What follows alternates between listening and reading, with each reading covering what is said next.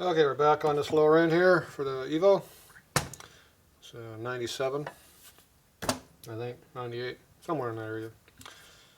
Yeah, we gotta see if this cam cover is gonna work. A lot of these don't work, so I gotta see if this one's gonna work or not. So before I can do that, I gotta get the flywheels mocked up into the case. So last night we got the crank all assembled up and screwed, and the bearings are fitted on the other side. So now we get the Timken over here on this side. So first thing I do is get the flywheel out of the case here and get the Timken bearing onto the shaft. So, case out of the way. We'll go ahead and put this over here in the stand, and then we'll put the bearing on it.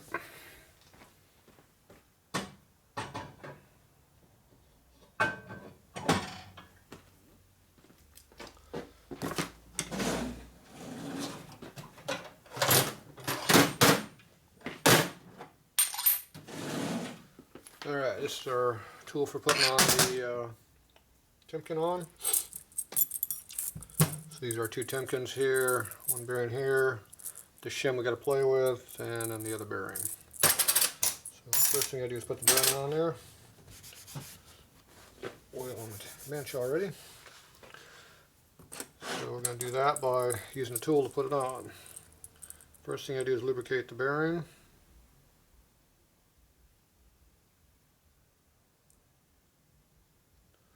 I just pour oil on top of the rollers there, and then just rotate them on in. Gets all the rollers lubricated as it soaks in. And we stick it on the crankshaft.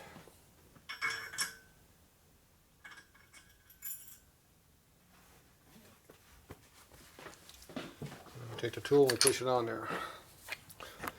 So run it over here, the flywheel over here. Almost see it. So basically the tool goes into the crankshaft, and then you screw it down the shaft here, and it pushes the bearing onto the crank.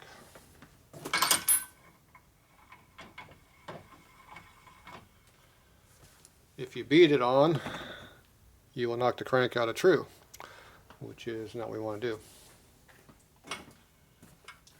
Now I modified the tool by putting a flat torrent needle bearing in here to make it easier to screw against.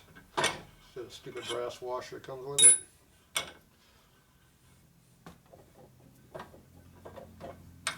Also made up different like spacer tubes here to make it work better for what I'm doing, which is make it work on Harleys.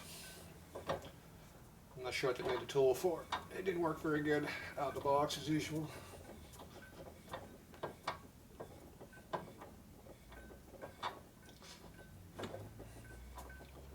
There's also a tool S&S makes. It works really good for putting them down. Goes quicker than this.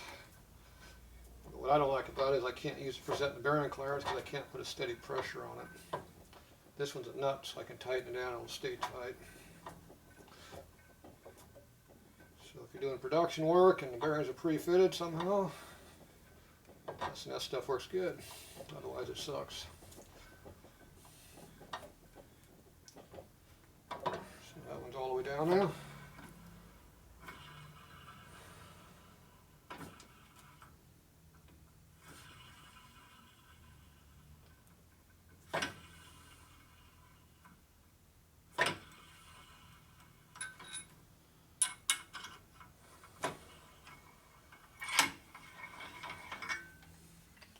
Okay, now I'll go ahead and put the case up on there.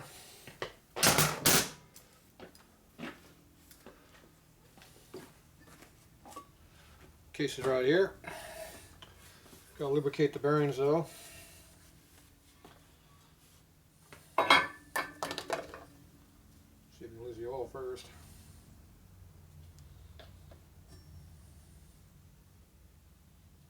So always pre-lube everything because we don't know how long it's going to be running before the oil pump gets pressured anything. So you always want to make sure everything's pre-lubed. It also keeps it from rusting if you let it sit for a while, like 10 or 20 years before you use it. I've done it up to 35 years on one motor. Actually, my dad did the motor, but the oil was still there, sitting there waiting to be used. So the advantage of the torque of it stays put, doesn't run off, doesn't disappear,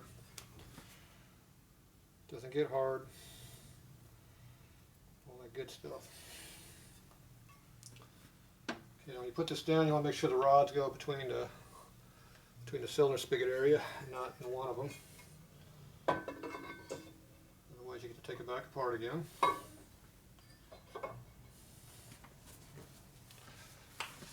And we do the other bearing, same way as the other one. I already got the spacer down in there. Double check, yep, still in the hole. You don't want to lose your spacer shim in there. That's a good way to lose your main bearing real quick. Now, I have seen motors put together without them before. Surprisingly, they run quite a while before it burns them up.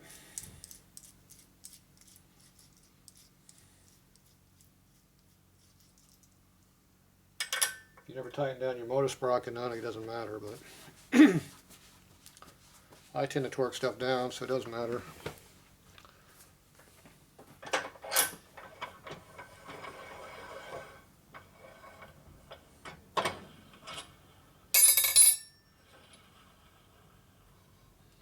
So make sure the rod's in the right spot.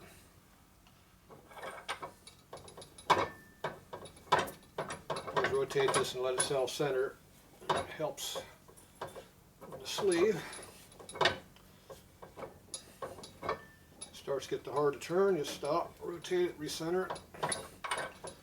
One time it goes easier.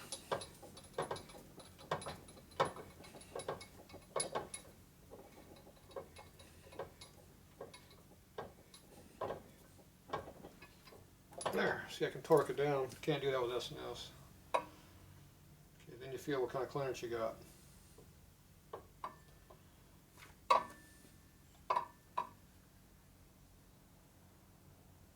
I don't feel any clearance. You can see how the case rolls pretty good.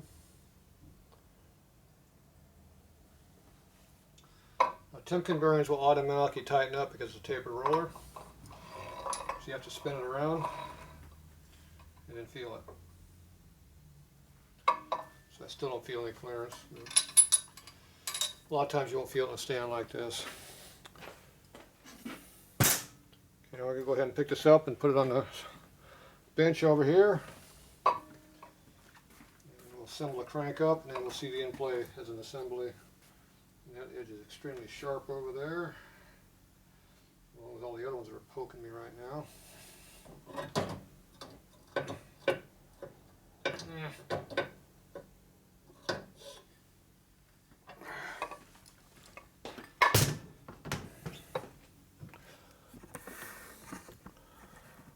All right, back over here. First thing we're going to do, and knock off some of these sharp corners here that are poking me.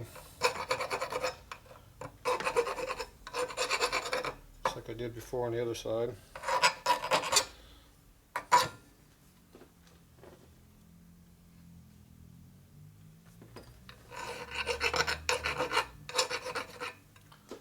So the blood you save might be your own.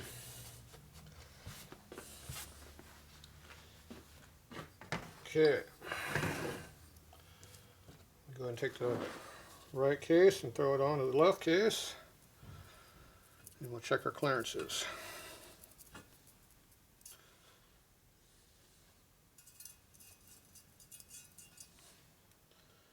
Go ahead and lubricate all these bearings over here in the right case.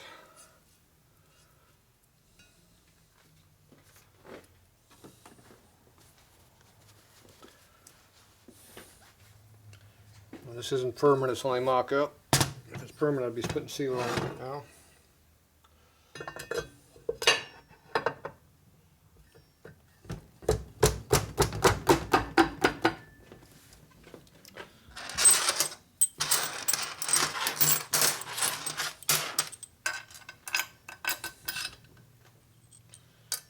So obviously where that one goes.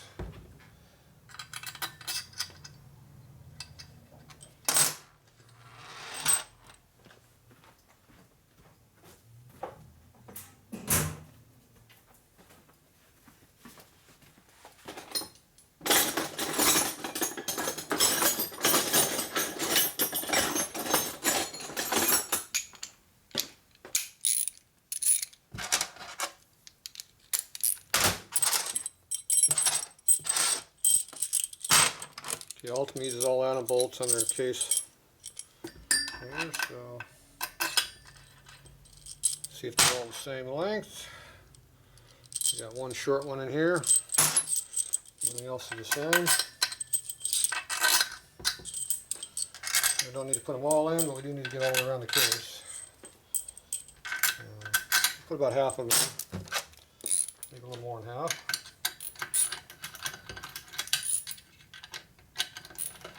Go ahead and tighten them up.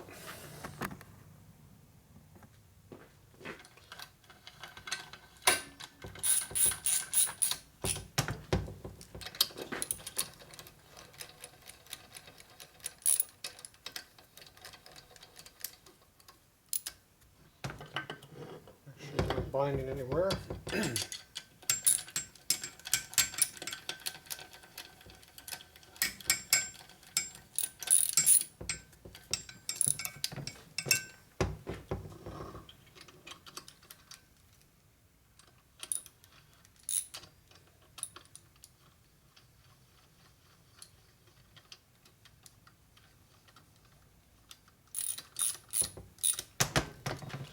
Alright, there's 4 of them in there, that's enough.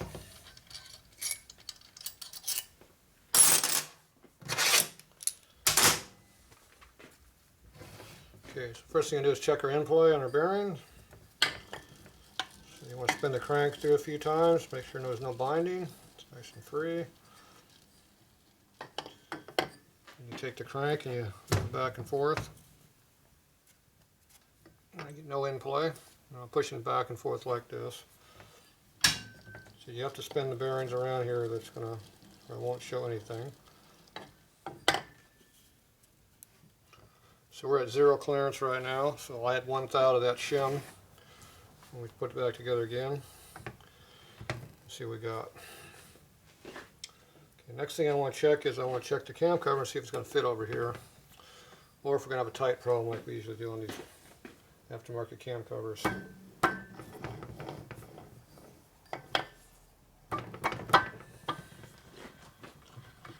Get this out of the way.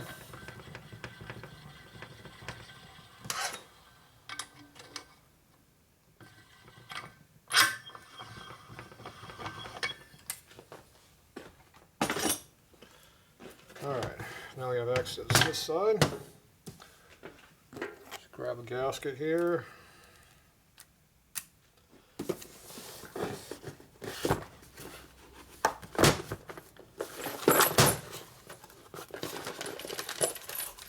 Came with a gasket. We'll use our gasket.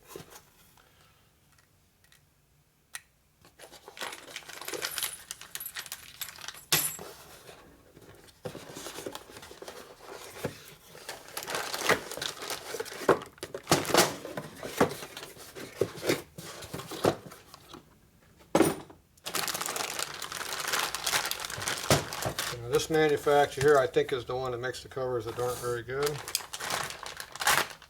They bind up when you put them on. These are the latest productions, so maybe they fixed their problem. That's what we're going to find out. I've got about 8 cam covers that don't work, so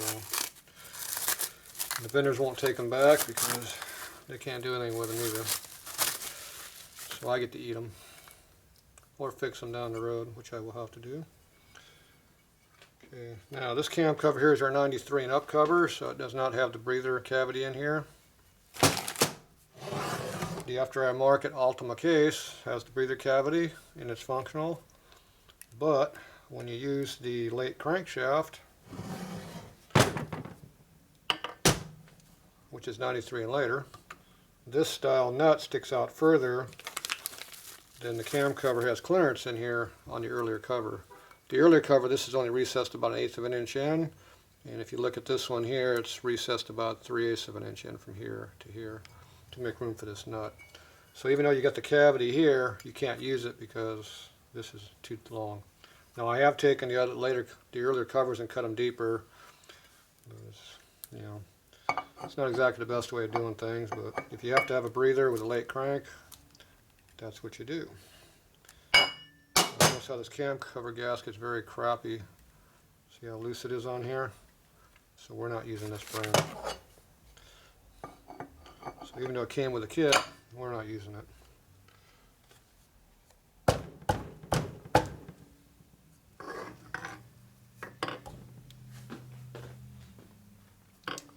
it appears this is going on fairly tight.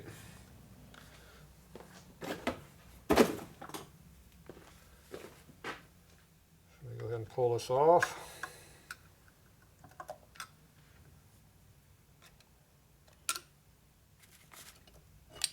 Now you only have to pry right where the dowel pins are out. Okay, I'm going to go ahead and put the cam in here. Probably got something to get the cover off with after I beat it on there. So let's see if they give us any parts to do that job. Right now it's looking like we're missing a couple parts. What a shocker.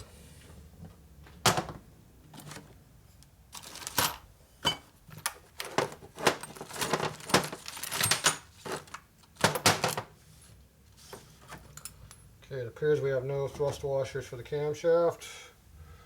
So we need an inner thrust plate and then a shim washer to shim this. So,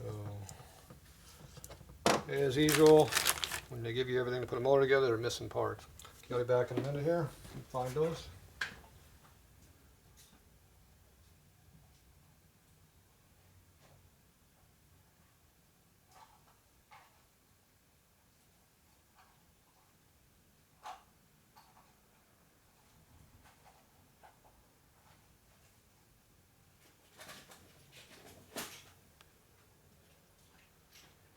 Okay. So we got our cam shim assortment here, which gives you a whole bunch to choose from. And then we need to get the inner plate out of this pile.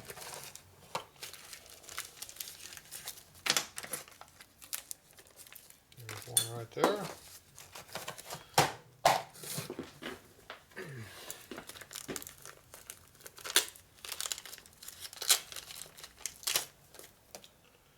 Okay, this is our inner plate right here. It's got the ears on it. When you put this in the motor, the flat spot goes toward the rear lifter block, because that's where the lifters come down. You have to have that clearance. You can see how the case is cut away right here. Look at the lip here. So this is cut away to clear the lifter also. If you don't do it, probably at least 50% of lifters, they'll hit on the side of this washer and start binding the lifter up in the last 100th hour of travel. And then makes it hard to adjust your valves. So you have to make sure you got that all clears. Okay, we're just going to grab a generic 50 thou shim to start with. We don't know what we need.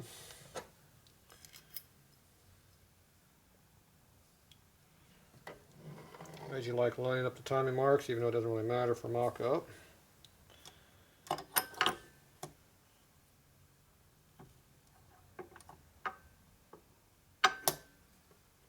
Go.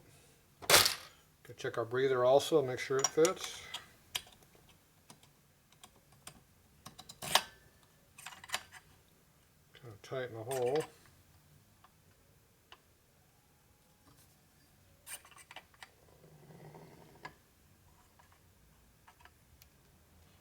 Yeah, there it goes.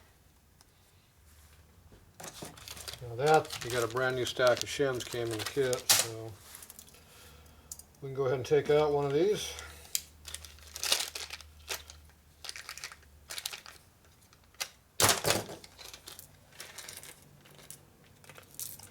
I usually like starting with about 110 thou, because most of the time 110 will fit anything. There's 111, that'll work. See, 111 upside down.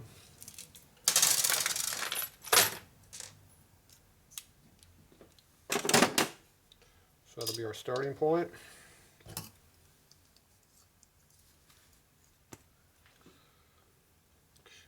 Go ahead and put a little dab of oil on the pinion shaft here, just to make sure it doesn't bind up too much, hopefully.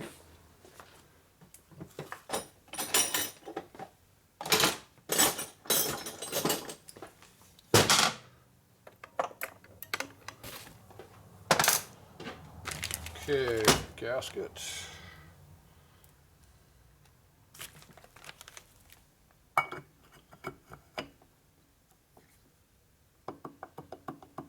how tight it is right there.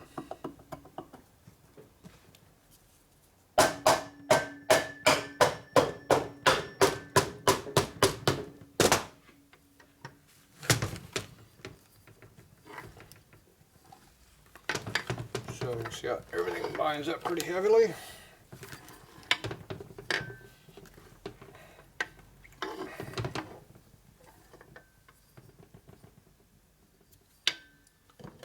I have to decide what's tight and what's not tight. First thing I do is I check the breather. Here it's sliding back and forth. I'm just putting the screwdriver in the screen and going back and forth. So that obviously has a lot of clearance. Then we check our cam to see if it's tight. The inner thrust washer is real loose in there, so it's not tight.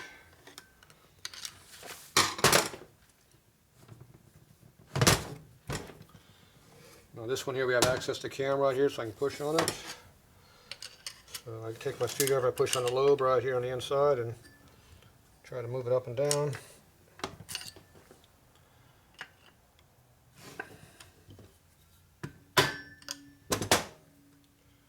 So it appears the cam is very tight. So we have no clearance on the teeth for sure.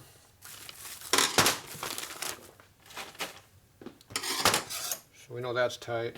Now that can be making the whole thing tight, we don't know. All we know, the cam is definitely very tight. Okay, so next thing is we get the cam cover off. Attempt to pull it off anyway.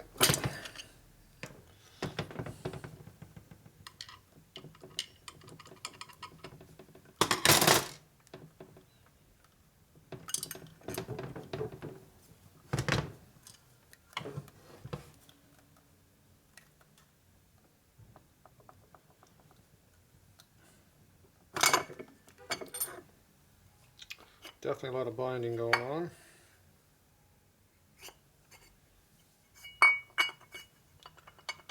The clearance in the cams now is adequate, so that's not the problem.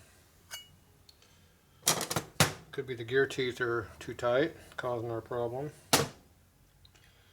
Unknown. We know the breather shim's not enough, so that'll go up to probably 120.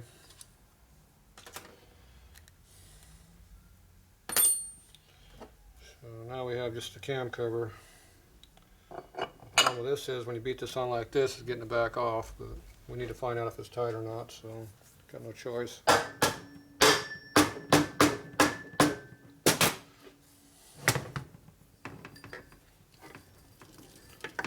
Okay, obviously the cam cover lines up fine. It's rotating nicely, no drag. So we know the cam cover is not the problem. So now that leaves us the cam. So that means the cam gear teeth are too big. That'll be the pitch diameter of this gear teeth. So we need a smaller diameter gear here or on the crank. I don't have any for the crank, and I'm not sure if I got any for the cam either. So that's going to be a whole another problem. The next problem, we got to figure out how to get this cam cover off of here. Because obviously it's on there tight.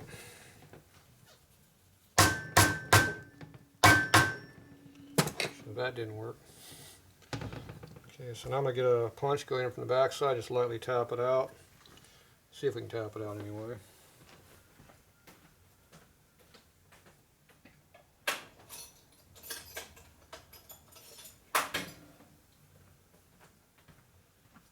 I use a long aluminum punch for that.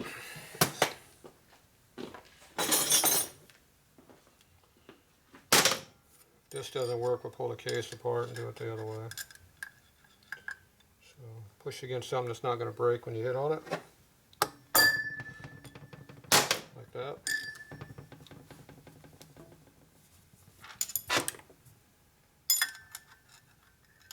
There's a boss next to the cam bush I'm hitting on. That's as far as it's going to come, it looks like. Now I get in here and pry it out a little bit with a screwdriver here. So we do the first dowel pin. We go down the bottom and get the other dowel pin.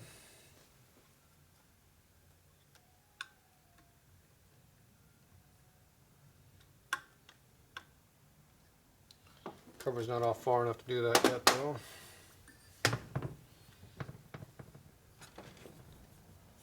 There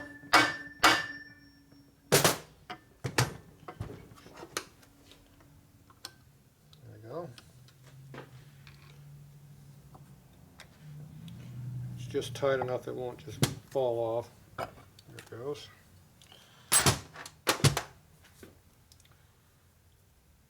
Okay, so we know our problem is our pitch diameter is wrong. So